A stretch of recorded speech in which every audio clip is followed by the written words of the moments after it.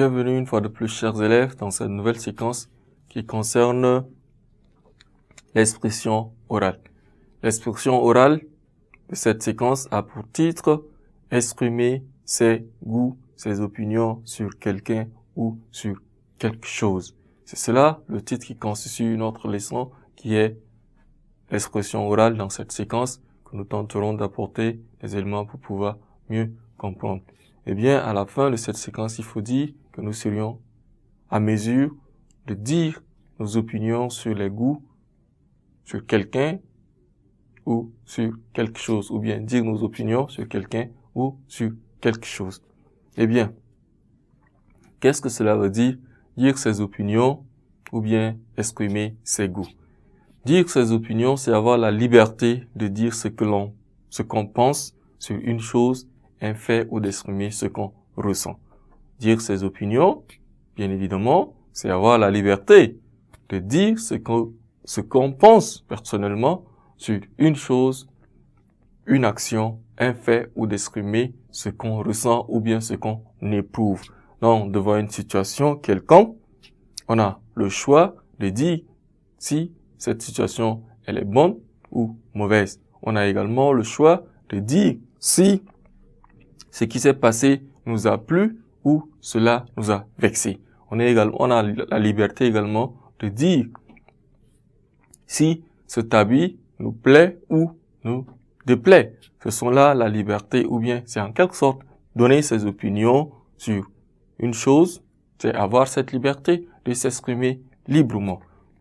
Donc, c'est cela que nous pourrions faire allusion, d'exprimer ses goûts, ses opinions sur quelqu'un ou sur quelque chose. Nous pourrions peut-être, en parlant de quelqu'un, si cette personne ne nous intéresse pas tellement, nous pourrions simplement dire que non, la tête de cette personne ne me plaît pas.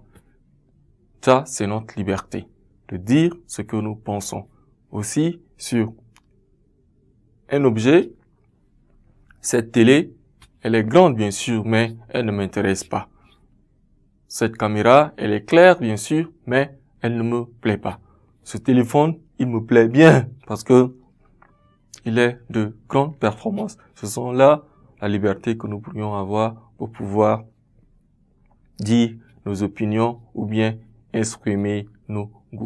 Eh bien, pour cela, nous pourrions parcourir un petit texte là qui nous servira de support.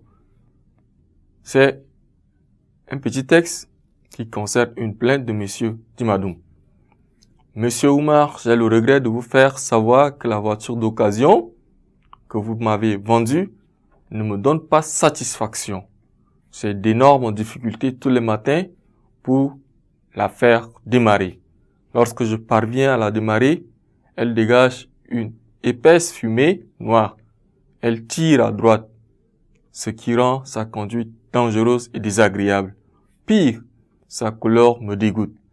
Monsieur Dimadoum, j'ai bien reçu votre lettre exprimant votre opinion sur la voiture que je vous ai vendue.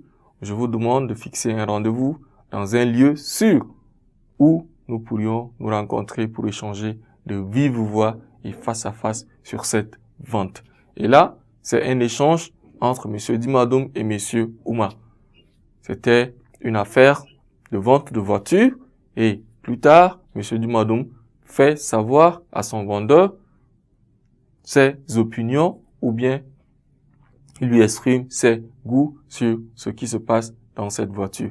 Eh bien, aussi au vendeur de lui répondre qu'il a bel et bien reçu cette plainte et qu'il aimerait, si possible, qu'ils puissent se rencontrer pour pouvoir encore échanger profondément pour trouver un point d'entente ou bien un compromis. Donc, Monsieur Dimadoum, plus ou moins, a la liberté de s'exprimer.